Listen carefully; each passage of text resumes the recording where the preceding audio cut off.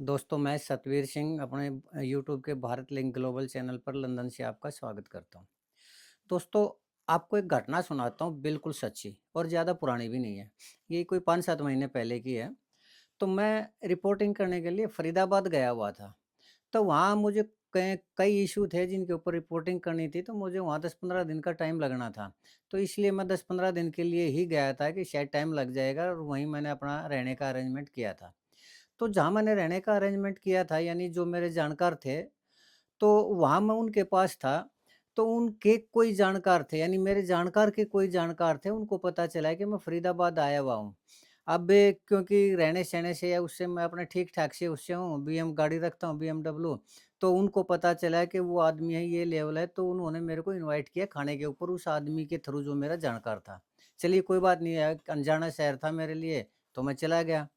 तो मैंने वहाँ जाके देखा कि वो परिवार इतना मीठा था, उन्होंने इतना शानदार स्वागत किया मेरा कि मैं खुद हैरान रह गया, जबकि मैं तो एक नॉर्मल आदमी था और पहली बार उस घर में गया था मैं। तो वो बार-बार वो आदमी भी और उसकी घरवाली भी बार-बार ये कहने लग रहे, "अक्का जी, हम तो धन्य हो गए, हमारे घर तो आज भगवान पधारे हैं।" और बात-बात पे इतना मीठा, "जी ये लीजिए सर, ये लीजिए सर, ये खाइए सर, ये हमने अपने हाथ से बनाया है सर, ये स्पेशल आपके लिए बनाया है, और सर आप आए, हमारे तो कुटिया धन्य हो गई।" यानी इतने मीठे शब्दों का इस्तेमाल कर रहे थे दोस्तों, मैं हिचक गया उस चीज़ से। क्यों? क्योंकि मेरा अपना मानना है कि जो हद से ज़्यादा मीठा आदमी होता है और हद से ज़्यादा चापलूसी भरे शब्दों का इस्तेमाल करता है, वो बहुत खतरनाक होता है। आदमी किसी भी आदमी से लड़ सकता है, ताकतवर से ताकतवर आदमी से लड़ सकता है, बदतमीज़ आदमी का जवाब दे सकता है, या फिर कोई कितने ही आदमी, उनसे मुकाबला करने की हैसियत हर कोई रखता है। लेकिन कभी भी मीठे आदमी से मुकाबला नहीं किया जा सकता, और न ही मीठे और चापलूस आदमी को कभी हराया जा सकता है दोस्तों। क्यों? क्योंकि वो डायरेक्ट शारीरिक लड़ाई तो लड़ता ही नहीं। वो तो अपने शब्दों के गेम से क्या वो करता है, गेम खेलता है। ख़ैर चलिए दोस्तों, तो मुझे थोड़ी ही हिचक हुई कि इतने ज़्यादा मीठे आदमी हैं, तो कुछ न कुछ तो गड़बड़ है। ख़ैर चलिए दोस्तों, मैंने ज़्यादा उनसे बात नहीं की। वहाँ से चाय-चूय पी के ना खाना खाने के लिए बुलाया था, हालाँकि खाना भी मैंने ज़्यादा नहीं लिया, म उनका मैंने मना कर दिया कि जी आज थोड़ा मैंने वहाँ खाना खा लिया। लेकिन कुल मिला के कहने का तात्पर्य ये है कि मैं वहाँ से निकल आया। तो फिर मैंने वो मेरे जानकार थे, मैंने उनसे पूछा कि ये मामला क्या है इस घर का?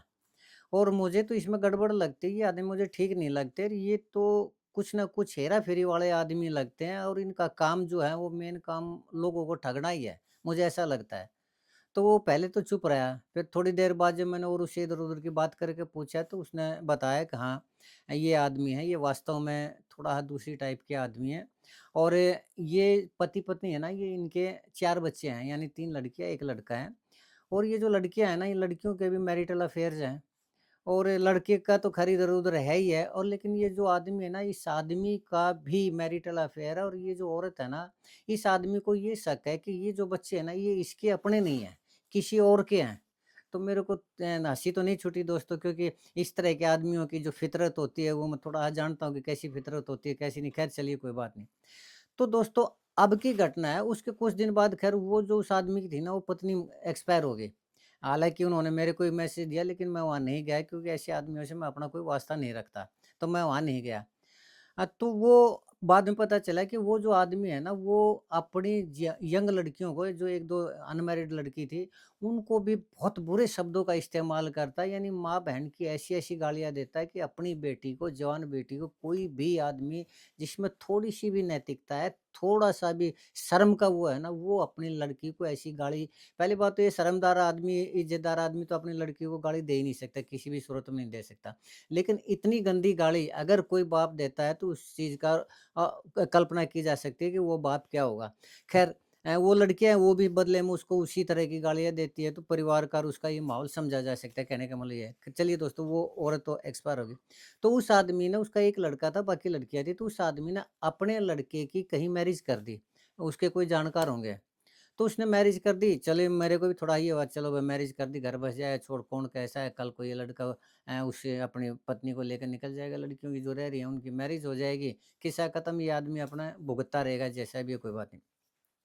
लेकिन दोस्तों, अब उसने अपने लड़के की मैरिज की ना, अभी मुझे एक आश्चर्यजनक घटना का पता चला कि उस आदमी ने अपने लड़के की मिसेज़ की माँ को भगा लिया। और उसका जो उसके लड़के का जो ससुर था ना, उससे उसका वो झगड़ा-वगड़ा करवा कर उसको मार-पीट कर कहीं बाहर भगा दिया और उस औरत के साथ उसने इल्लीगल यानी मैरिज तो क्या लिव इन में रहने लगे पति-पत्नी की तरह और अपने घरवालों को वो जो उसके बच्चे थे, यंग लड़कियाँ थी, वो लड़के थे, उनको छोड़ के ना और कहीं रहने लग रहा है। अब तो ये दो देखिए दोस्तों कि ये रिश्ता जो उसका खुद का लड़का था, उसने वो जो औरत भगाई उसकी लड़की के साथ मैरिज की थी, तो रिश्ते में तो वो उस लड़के का तो है बाप, पिता है। लेकिन अब उसने अपनी पुत्रवधू की माँ के साथ मैरिज कर ली, तो क्या वो ही आदमी उसका ससुर नहीं हुआ? अब लड़के के सामने ये समस्या है कि वो उसको पिताजी कहे या ससुर कहे। उस लड़के की पत्नी के सामने ये समस्या है कि वो उसको ससुर कहे या पिताजी कहे। तो अब रिश्तों का ये देखिए आप ये फैक्ट है दोस्तों, बिल्कुल फैक्ट है। फरीदाबाद की घटना है ये, ज़्यादा दूर की घटना भी नहीं है। तो अब ये देखिए रिश्तों का ये ताना-बाना आदमी की हवस के कारण, आदमी की नैतिक पतन के कारण ये हालत हो चुकी है कि उनको समझ में नहीं आ रहा। ये एक अकेला उदाहरण नहीं है दोस्तों, ऐसे सैकड़ों क्या हज़ारों उदाहरण भरे पड़े हैं जहाँ रिश्तों का इस तरह का घाल-मेल होता है और उसका वजह क्या होती है? उसकी वजह होती है आदमी की हवस, आदमी का मूल्यों के प्रति सम्मान ना करना, हमारी परंपराओं का सम्मान ना करना, हमारे समाज ने जो नियम बनाए हैं उनका सम्मान ना करना, उनकी धज्जियाँ उड़ाना।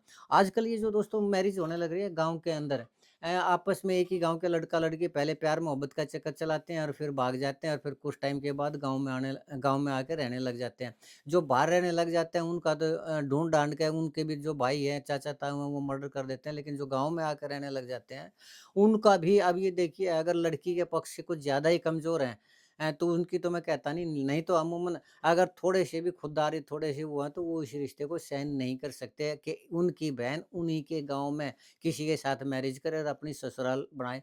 अभी पीछे कितनी घटनाएँ घटी थी, कानी गाँव के अंदर भी घटना घटी थी, मैंने बताई थी आपके बारे में और एक और घटना घटी थी जिस लड़के ने अ, आत नहीं जी संजू और सपना नाम की जो लड़की थी, उस सपना के भाई ने संजू ने उस लड़की के पति को जो उसी के गाँव के अंदर रहने लग रहा था, उसकी हत्या कर दी थी। जो पहले 3 साल तो बाहर रहे, फिर जब काम नहीं चला तो गाँव में आके रहने लग गए। और वो जो उस लड़के की माँ थी, वो खुलेआम सीना ठोक के ये कहा करती, "फिर क्या है, सभी करते हैं, हमारे लड़के ने भी गाँव के अंदर मैरिज कर ली, तो क्या बुरा हुआ?" हालाँकि उस लड़की के भाई ने, सपना के भाई ने, संजू ने उसकी देवर की हत्या क्योंकि वो गया था वो उसके हस्बैंड की हत्या करने के लिए और अपनी बहन की हत्या करने के लिए, तो अपनी बहन और उसके देवर की तो हत्या कर दी, लेकिन वो कहीं बाहर गया हुआ था, तो वो बच गया। हालाँकि इस तरह की चीज़ नहीं होनी चाहिए, चाहे कुछ भी हो जाए, लेकिन हत्या नहीं होनी चाहिए, कानून अपने हाथ में नहीं लेना चाहिए इंसान को। मैं इस चीज़ की तो करता हूँ आलोचना।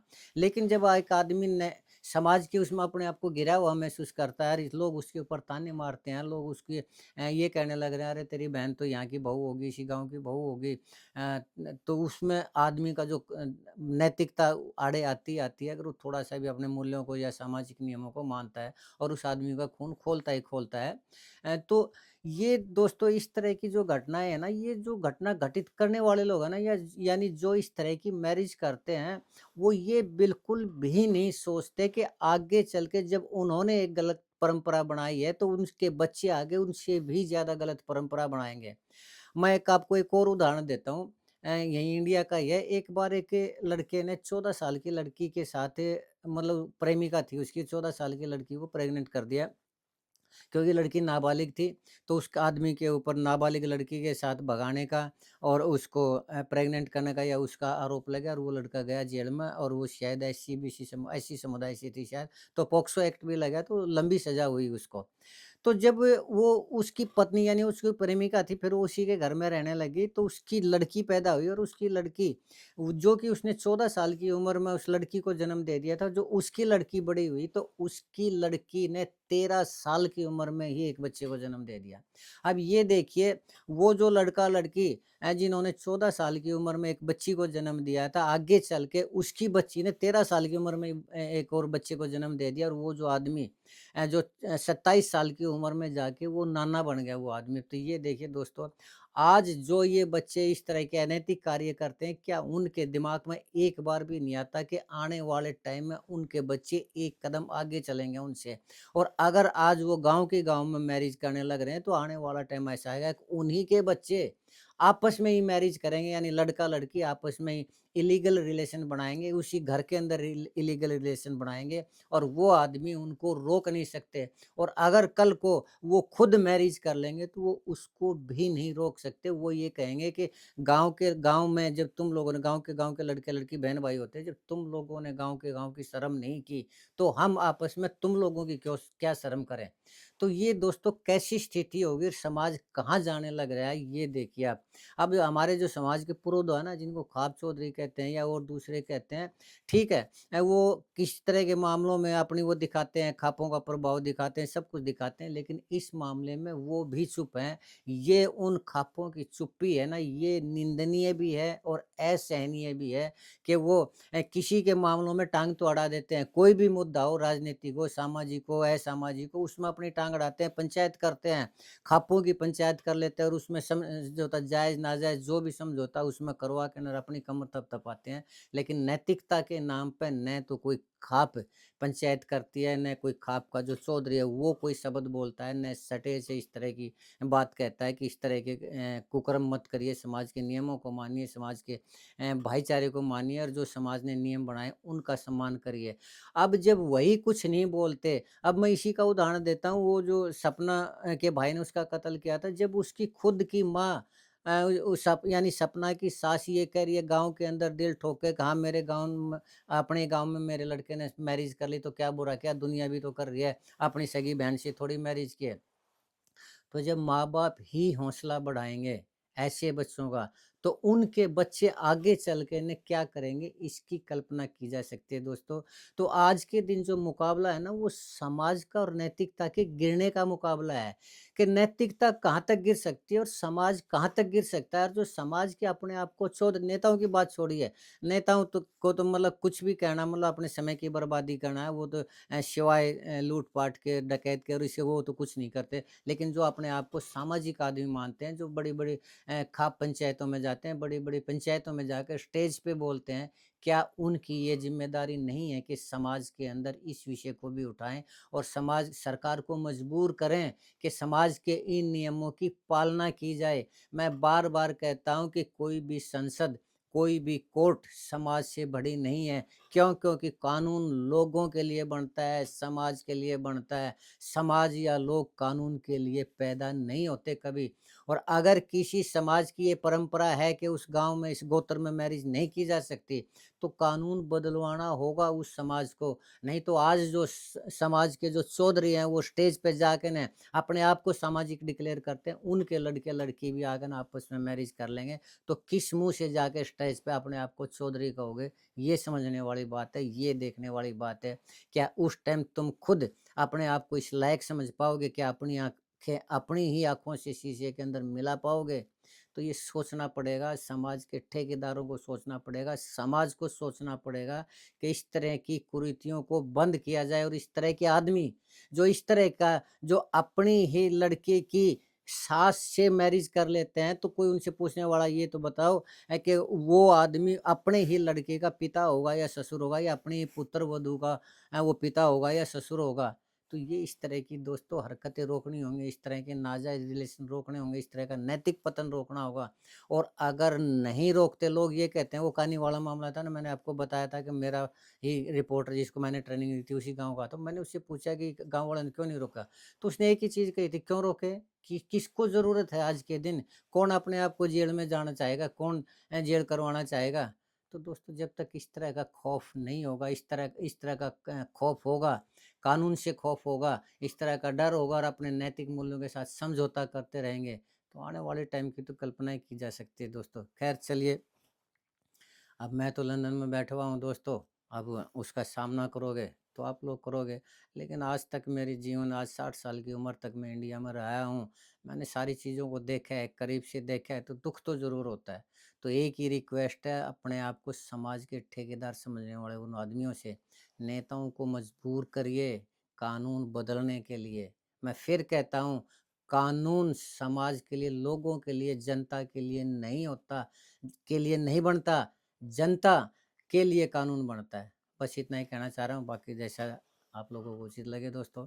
आज के लिए इतना ही। अगर आपको लगता है कि मैं सही कह रहा हूँ, तो मैं आपसे प्रार्थना करना चाहूँगा आप मेरे इस वीडियो को लाइक करें, शेयर करें, कमेंट करें दोस्तों।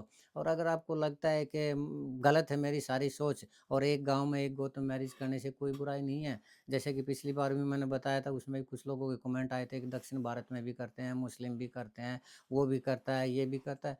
अगर हमने उन्हीं से शिक्षा लेनी है तो ठीक है, अपने चाचा-ताऊ की लड़कियों से मैरिज करिए और जो चाचा-ताऊ के लड़के-लड़कियों की मैरिज के जो बच्चे होंगे, वो आपस में मैरिज कर लेंगे। ये तो बहुत अच्छी बात है। मैरिज के पैसे भी बचेंगे, रिश्तेदारों को खाना खिलाने से भी बचेंगे, जो खर्चा होता है वो सारा का सारा घर के अंदर ही, और मैरिज भी होगी और तुम्हारे बच्चों का घर भी बस गया। गुड दोस्तों, बहुत बढ़िया, शाबाश। चलिए दोस्तों, आपने मेरा ये वीडियो देखा है इसके लिए आपका बहुत-बहुत धन्यवाद। आप चलते-चलते एक निवेदन करना चाहूँगा कि मेरे इस चैनल को सब्सक्राइब ज़रूर करें दोस्तों। और आपने मेरा ये वीडियो देखा इसके लिए आपका बहुत-बहुत धन्यवाद। नमस्कार, जय हिंद, जय भारत।